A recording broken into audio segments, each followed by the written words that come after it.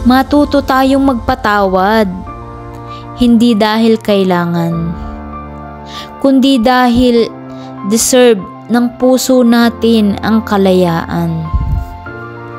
Hindi dahil Pasko ngayon ay patatawarin mo na siya, dahil ang paniniwala mo na ang Pasko ay panahon ng pagpapatawad at pagmamahalan.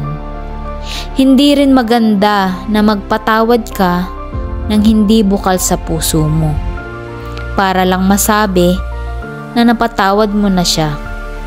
Sarili mo mismo ang makapagsasabi na nakapagpatawad ka na dahil kusa mo itong mararamdaman.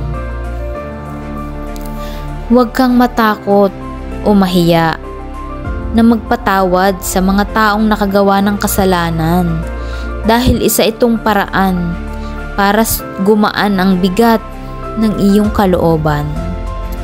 At sa gayon ay makakatulog ka na rin ng mahimbing at walang gumugulo sa iyong isipan, dahil habang meron kang kaaway o kagalit, hinding-hindi ka mapapakali at hinding-hindi ka rin makakapamuhay ng matiwasay.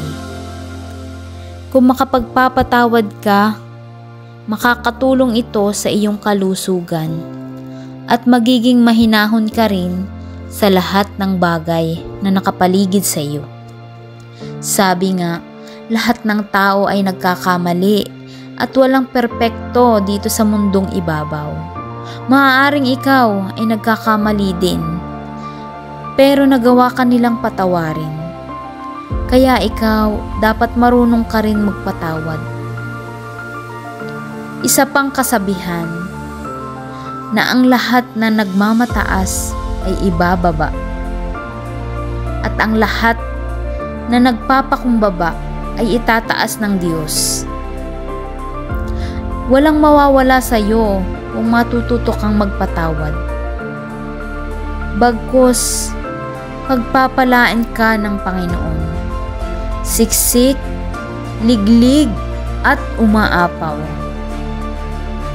Hindi na tayo mga bata. Lahat tayo ay sa pagtanda ang punta. Mas masarap mabuhay nang wala kang kaaway at kagalit.